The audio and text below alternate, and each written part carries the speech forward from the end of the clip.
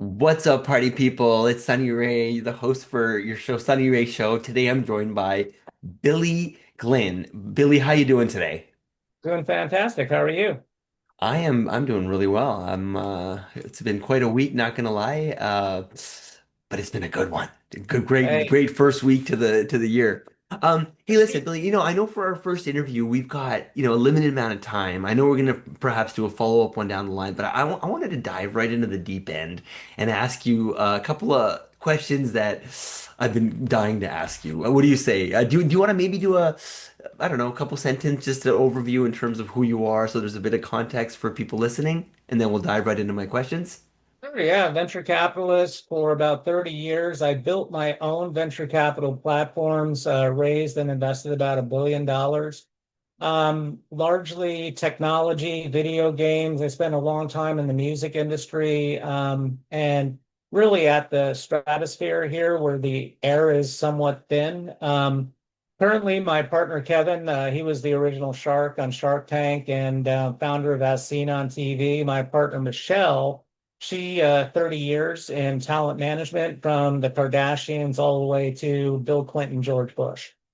So she used to manage me and Kevin. And because we were somewhat retired, she said, "Hey, let's get out of retirement. Billy, you just sold one of your personal companies," which I did. I invented landscaping, horticultural insurance, all the systems that allow insurance companies to pay you if your tree falls. It didn't exist a long time ago. But anyway, I can go on and on and on. I do military industrial complex stuff. I come out of that world and, formerly worked with Tom Clancy. One of our deals is fun. I'm a big gamer, big video game guy.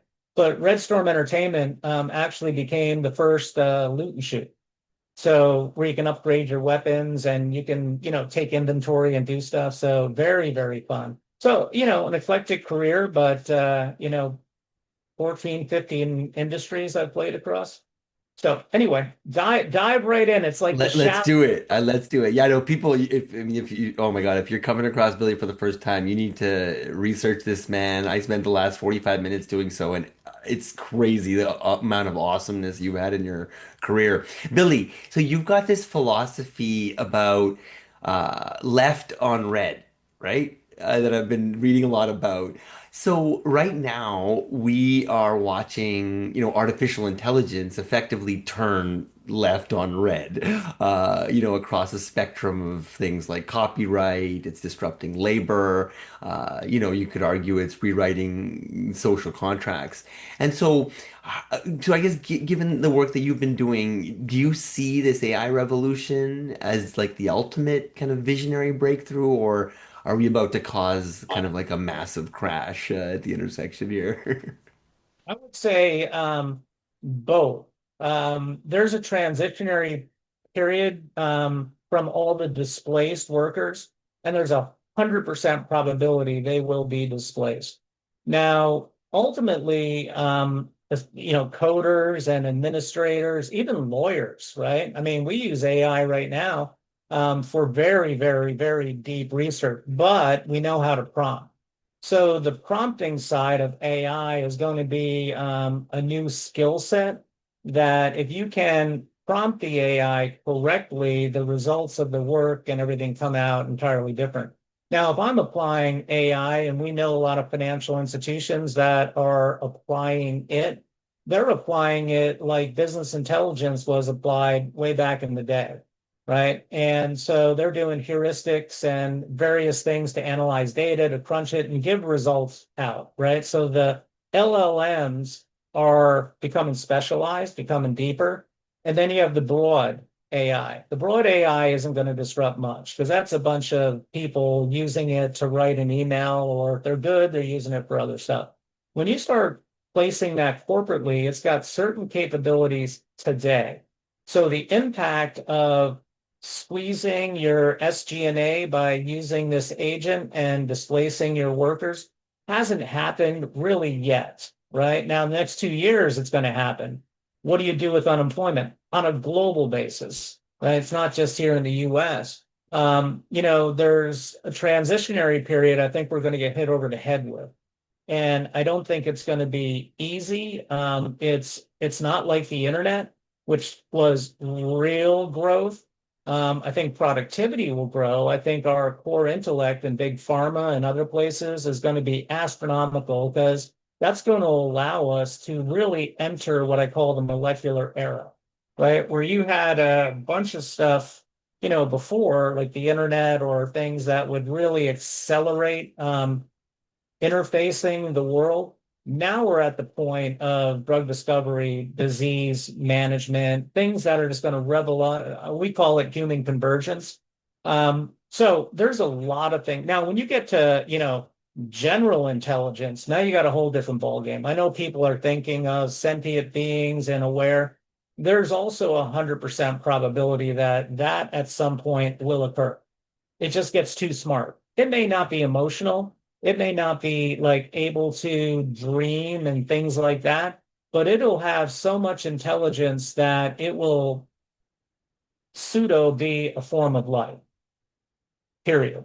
Right? Now add that to quantum computing, which is like an exponent. It's like a technological revolution cubed, right? Because now you've got massive, unparalleled in history computing power that will change the world. Top of that, AI, and that's just where we're starting, right? So we're just starting there. You're talking about a technological revolution that is bigger in combination than the internet, than nuclear energy, the invention of the light bulb. I mean, this is from a species standpoint transformational in a big way. So hopefully that answer your question, but in a slightly Billy G rant. So I loved That's what I'm looking for. That's what I'm looking for. yeah. Hey, Billy, can you just, because I've been reading all about this idea of left on red, which is so clever. It is my first time coming across it. But can you just, for the listener, if they haven't, just give them maybe the high level on what you mean by that, and then I have a follow-up question. Yeah. Right. So I would consider myself unemployable. I did my first acquisition after engineering school, after the military, while I was in college. And if anyone thought that I played by the rules or I play by the rules today, I do not. You can have a corporation. My goal would be to, just blow them up. So corporations brought me in where I built corporate venture capital organizations within the company because they needed people with big brains that generally can invent out of nothing, but also that don't play by, a corporate infrastructure rule base. I'm not political. I do not care, right? I showed up at General Electric one time with a Batman shirt and, I mean, I, I really don't care. And because of that, I become this anomalistic caricature, right? Where I can walk in and thankfully I have, the kind of brain that can do things on the fly and really help these companies on one side of the fence. On another side, I always use this example. If anybody out there has ever played the game of risk, right? The game of global domination, right? When you're playing that game, there's the attacker and the defender. The attacker always has to roll more dice or less dice, I mean, than the defender. That means the defender always has a competitive advantage. So I wrote one of the chapters is called Business is War. I used my partner as an example. Very buttoned up guy, right? More administrative, legal, back office in my first venture capital platforms. And we were talking and whatnot. And I said, look, man, you're you want to go take a hill, right? That's your goal. Now you're lining up your supply chain, moving your armies in. These guys are observing everything you're doing. And if you don't think they're digging holes and sitting in it to shoot you from the high ground, you're crazy. And you're going to give them a massive competitive advantage, right? Me, on the other hand, Attila the Hun, Alexander the Great, Attila the Hun walks into a town, surrounds it, kills everybody. Do you think that the next town is going to fight that? No, they lay down their arms, take our land, take our thing. So I would rather go to the hill and talk to the commander there and say, look, I don't care about the hill at all. but I'll kill your family, your dog, and your kids over here in your homeland. So get off my hill, using the Attila the Hun type, analogy. Now let's turn that into Microsoft. So back in the day, there was this cool thing called Netscape. Mark Andreessen crushed it. He used to come in and speak at events. I had this huge, like, C-level brain power event, and Microsoft crushed it, right? What happened? They pulled an Attila the Hun. They went in there and started crushing businesses, and eventually companies realized that they had great ideas, but they better go to Microsoft with their business plan. And all Microsoft had to do was Microsoft Ventures and Microsoft M&A. So they were able to get things that otherwise wouldn't be obtainable way back in the day. And that's exactly what they did. They attacked a few companies, essentially put them out of business. And everyone got scared and said, I'm laying down my arms and here's my business plan. A lot of people got rich, but you know what? They may have gotten richer if Microsoft wasn't such a big, powerful, let's just say, military force, again, for lack of a better word. But that's why businesses were. And by the way, just to enhance that a little bit, I go into the commando, the infantry, and the police. A commando is me. It's you in your podcast niche. We're commandos. So we go in and we blow stuff up. I would use another S word, but I'm not sure if I could. But we blow stuff up, right? We go in, we look at something and say, I got it. That industry doesn't have this or doesn't know this. So I'm going to go in dead of night, kidnap Maduro, or I'm going to blow up a whole place. Now, what did I do? I created a beachhead, right? I created this land mass or this land grab that I can now bring in the infantry. Now, the infantry is when a venture capitalist or someone gets involved. I don't care if it's AI, I don't care what it is. And they'll bring in senior management, right? It'd be like Eric Schmidt going into Google, right? Same thing. They bring in senior management. The infantry is an occupying force. I have the land grab, I blew it up. My infantry comes in and occupies that, puts, law and order in, takes care of the P&Ls, predictable growth, raising additional capital, doing the things that they would do. But the commando is on to the next. Look in history how many acquisitions have actually retained the entrepreneurs. Very few have stayed around. So the commando goes out and starts blowing stuff up on behalf of the company, or by the way, they leave and they blow stuff up themselves all over again. Now, when you go public or big venture capital comes in, now you got the police force. And the police is a maintenance force. So they're maintaining a solid balance sheet. They're doing quarterly investor calls. They're doing everything they're doing, suit, tie, whatever the hell it is, right? Corporate structure, confining. So since it's so confining and so stringent, the commandos will absolutely lead 100%. You know why? Commandos can kill 1,000 people, whereby you can snipe maybe one and hopefully you hit them, right? Commandos and police never, ever, ever, ever get along. Ever. That's why I'm unemployable, by the way. Love this. Okay, so I guess just to my final question. So, do you believe that AI can turn left on red? It already has. Left on red is, again, the rule base of, let's say, our species in one perspective. Then it's the rule base that corporations and governments and everyone else play by, right? That's the framework, right? And looking at the framework, and let's call it the box that framework puts society in, be it a debt burdened society with its individuals under general, management, even though they're not understanding that they're managed in this sieve. AI is left on red. It is the left on red, which I say left on red because it's illegal in most cases to do a left on a red light. In fact, almost all. People that can take a left-hand turn as opposed to waiting and playing by the rules and driving the way it is, And I've taken left-hand turns with my kids just for the hell of it. Of course, no one on the road at the time, but AI already broke every single rule you could break. Not because it's corporately they broke the rule, the technology and the development of it broke everyone's rules. No one saw it coming the way it did and as fast as it did. And you know what no one sees coming? Underneath the hood, how fast it is moving. Now, coming out of, let's call it, three-letter words in DC, we had a unique perspective. But before the internet was the internet, remember, it was ARPANET, right? And we were playing around with that on our military base with Bell Labs. And Bell Labs has been an investor in my deals and everything for, a while. So we got an early look.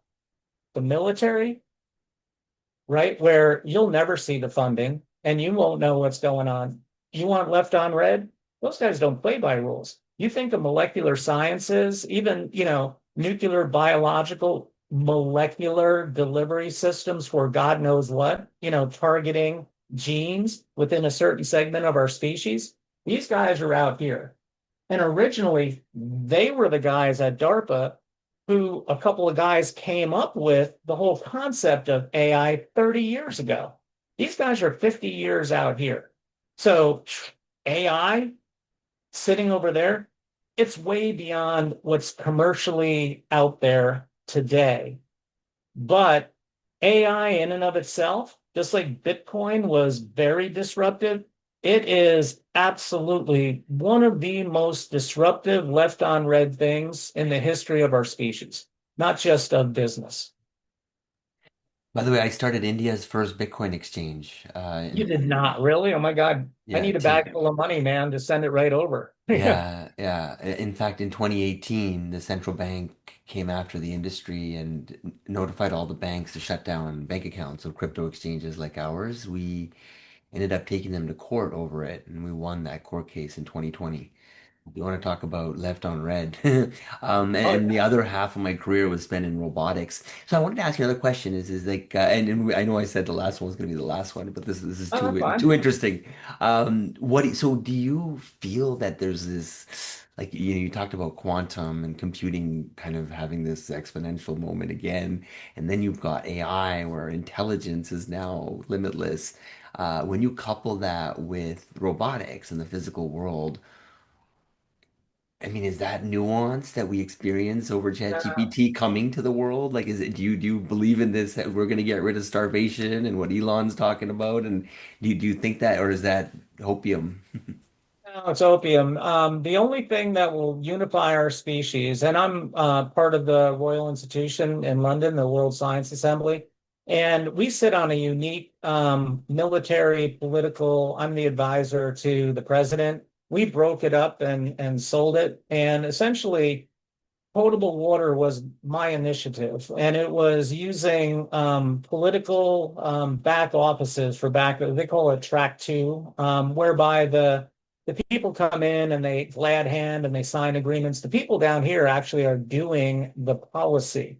And I went up to the board one day and I drew a circle because I can't freaking draw, and I put a line right there and I said, "That is Sudan." You know what they're going to go over? War over water, right? And the fact is that our species is broken up by states. It's broken up by, people, religion, whatever you want to call it, currency. So we have a highly fragmented, non-Earth viewpoint of how we operate our species today. The fact is, and I've said this a million times, the only thing that will be a unifying force is the admittance that there is intelligent extraterrestrial life. You know the reason?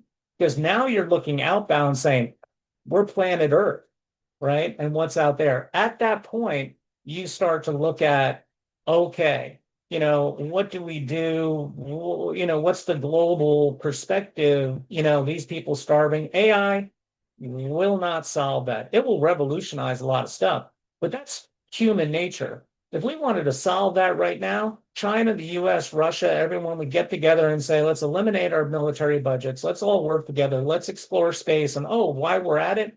let's fund the heck out of the World Bank and take care of starvation everywhere on Earth. That is independent government collaboration. It's the only thing that would possibly, and that's not AI. Now, robotics, back in the 90s, I wrote this whole thing about neurological and chemical-based computing, right? Using more physical human, tissue base that actually makes us sentient beings, right? We're still in the programmatic stage. And as we go outside of silicon, Moore's law, and, yeah, it just, there'll be a jump at some point to systems that operate not just technologically on silicon, but in different mediums that will allow more autonomy, more intellect. But first strike is, let's say, AI applied to robotics, right? Assembly, adoption, affordability of robotics would be largely corporate, doing menial tasks, definitely military, right? Doing all sorts of different things. To consumerize it and get it into the market so that you've got people doing your laundry or whatever it is in your home, that's a little bit off. Robotics is another thing that will be societally transformational when it hits. Give that thing 20 years, and that's a different ball game, right? And adding AI to that, that's a different ball game, right? And I believe the future. In fact, I'm my son, who's what would you say, gifted at best. I've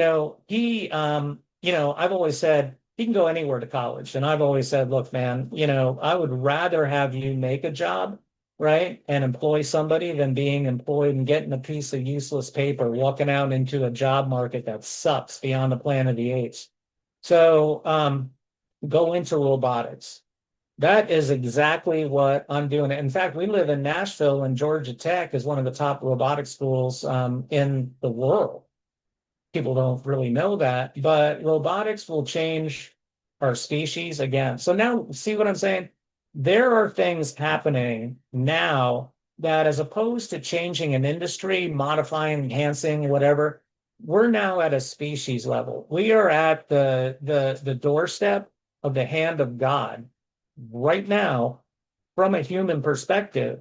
And we just can't screw it up. At our technical adolescence and our animalistic fighting warlike the only thing, because weapons are so sophisticated, and this was my kind of role at the organization, was the weaponization of science.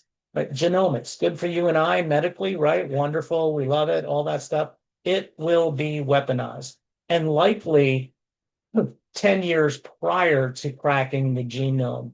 And so until we lose that and we don't kill each other as a species, we are in a precarious world, right? That's just anyway. Do I do kind of do went, do yeah. robots use Bitcoin? I mean, you Why know wouldn't what? they? Yeah, why wouldn't they? Why wouldn't you put Bitcoin somehow in a little, thumb drive and stick it into them and start transferring some of your Bitcoin in, I mean, the robot may perform better, may reach its hand out with a tin cup and say, "Hey, I'm doing your laundry. Give me some cash." I can see that happening. Well, Billy, you are fascinating. What a career. You're a great storyteller. Thank you so much for your time. I really appreciate it. And My pleasure. I felt a bit short, but let's do it again. And I'd love to, give you a bit more space to just tell your story. Because like I said, I was blown away as I was reading about you and your business partners and Yeah. how your team had found the arbitrage opportunity with in media at so many different like generations and how you guys have been conquering it. Wow, like decade after decade. This is really, really an honor for me. And have yourself a great weekend. Yeah, and anyone Bye. watching out there, thank you so much for tuning in. All right. My pleasure. And email me, call me anytime.